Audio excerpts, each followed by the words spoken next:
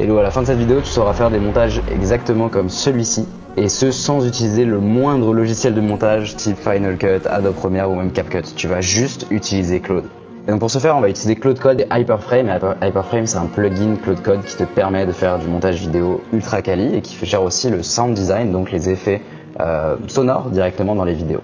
Tu vas pouvoir faire du motion design comme tu l'as vu, la prise en charge de sous-titres, des cuts, des transitions. Il peut faire aussi du coup l'ajout d'une musique ou de bruit d'ambiance, etc. Et il peut aussi gérer évidemment les moments où tu vas bégayer, les moments où tu vas refaire la vidéo, etc. Donc moi je fais toutes mes vidéos comme ça, c'est hyper pratique si vous faites des réels aussi sur Instagram, ça marche pour n'importe quel type de vidéo. Et donc sans plus tarder, je vais vous montrer comment ça se passe. Donc pour ce faire, moi je vais utiliser Cursor et Claude Code. Vous pouvez utiliser Claude Code directement dans Claude si vous le souhaitez, ça marche aussi. Et si vous voulez l'utiliser dans Cursor, ce que je recommande très fortement parce que c'est juste plus simple si vous faites beaucoup de Claude Code, vous pouvez directement checker ma vidéo à ce sujet. Donc pour commencer, je vais ouvrir un projet Cursor juste ici et on va activer Claude Code dedans. Donc si vous êtes dans Claude Code, vous pouvez directement créer un repo Claude Code, c'est la même chose. Hop, ici, je vais aller ouvrir mon Claude Code juste là.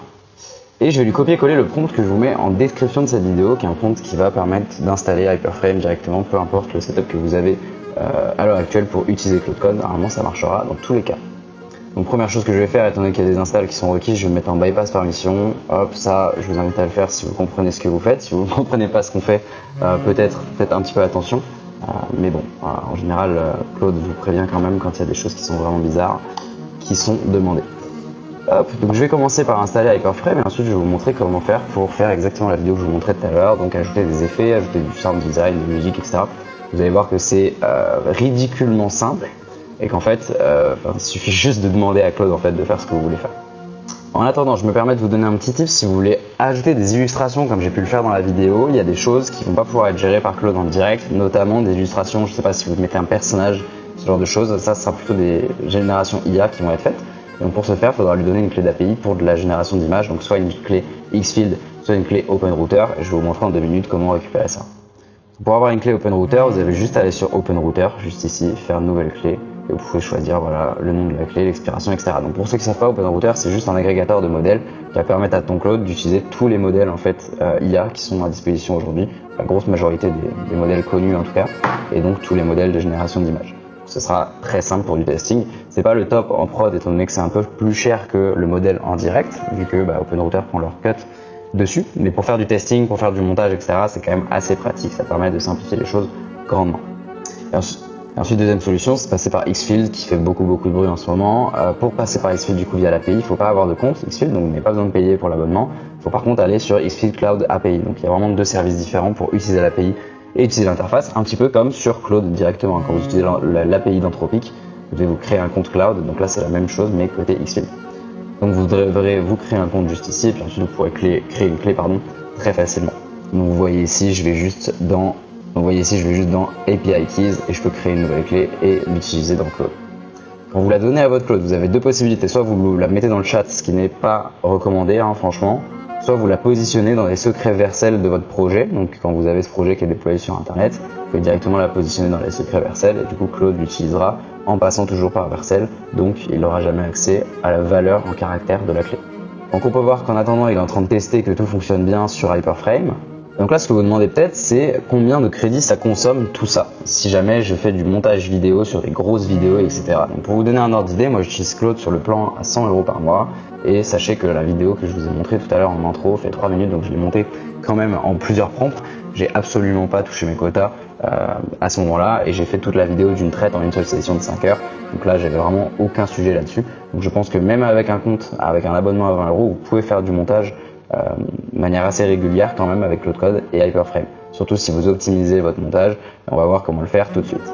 La première chose pour optimiser votre montage, ça va être de faire des sections, donc en fait de monter toutes les 15 secondes de votre vidéo par exemple, toutes les 10 secondes, comme ça l'agent passera uniquement sur ces secondes-là, et une fois que vous aurez validé tout ça, vous pourrez passer aux suivantes. La seule chose qu'il faut bien garder en tête, c'est que par exemple si vous avez une musique qui va suivre tout le long de la vidéo, ajoutez-la à la toute fin sur toute la vidéo en même temps quand vous faites le final check, parce que sinon vous allez avoir des coupures qui vont être bizarres sur votre vidéo naturellement. Ok, donc mon Claude Code a fini d'installer tout l'ensemble de Hyperframe, donc on va pouvoir commencer à s'amuser à faire un peu de montage.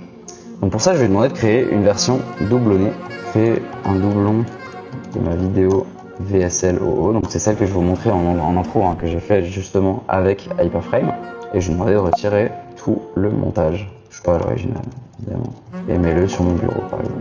Et donc voilà, il vient de me refaire la vidéo sans aucun montage, donc je vais la montrer tout de suite.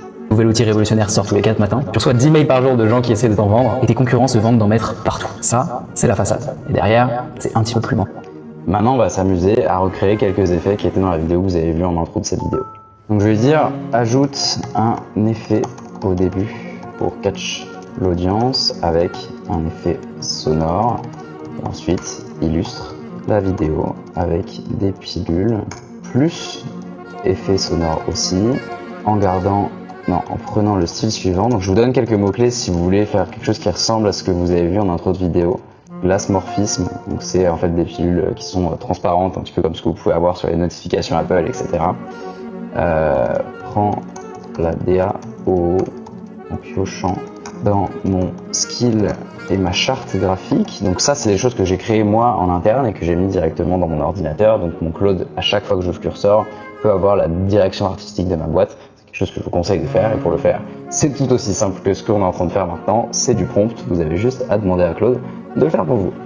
Prends la DAO, on va lui demander de faire quoi? On va faire l'effet de scroll, un scroll Instagram. Quand je parle de feed plus effet sonore, prends uniquement les 20-30 secondes de la vidéo. Donc vous voyez, c'est que des choses qui sont extrêmement simples comme ça. Il n'y a vraiment pas de sorcellerie là-dedans. Ça aidera forcément d'avoir un petit background quand même, que ce soit en design ou en montage vidéo directement, pour connaître les termes.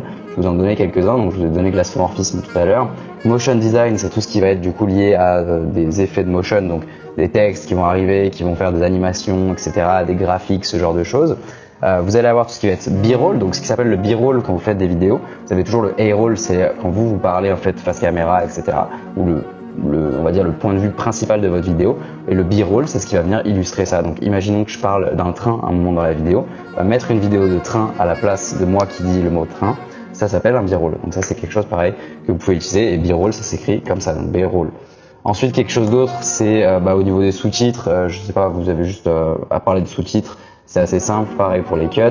Pour les effets de sound design, c'est pareil, hein, juste le mot effet sonore ou sound design marche. Vous pouvez parler de clic de caméra, de shutter de caméra, d'effets de swoosh qui sont très utilisés.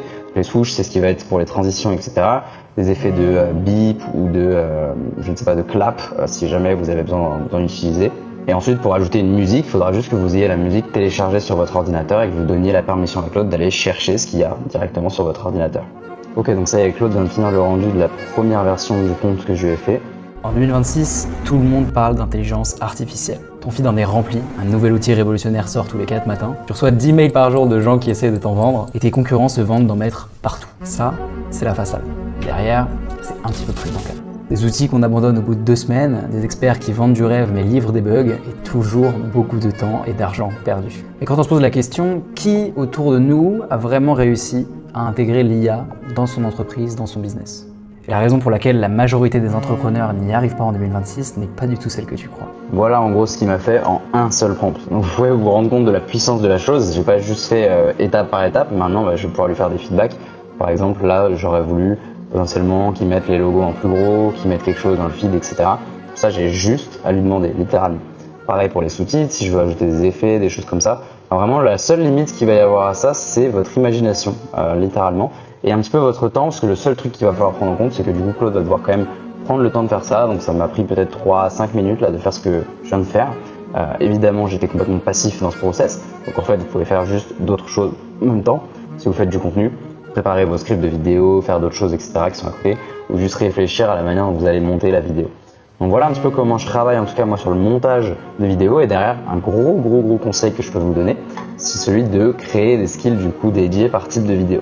Typiquement, quand vous faites des réels Instagram, avoir un skill dédié qui va automatiquement connaître les bonnes couleurs, les bons styles, les bons sons à utiliser pour monter vos réels Instagram. Voilà, donc si jamais cette vidéo t'a été utile, n'hésite pas à t'abonner à la chaîne, j'essaie de faire plein de vidéos pour t'apprendre l'IA tous les jours. Et si jamais tu as une boîte et que tu veux te faire accompagner par une équipe d'experts pour automatiser tes process et mettre de l'IA dans ce que tu fais au quotidien, n'hésite pas à prendre un call avec moi. Ça t'engage à rien et tu repartiras pour sûr avec des super conseils sur l'intégration de l'IA dans ta boîte.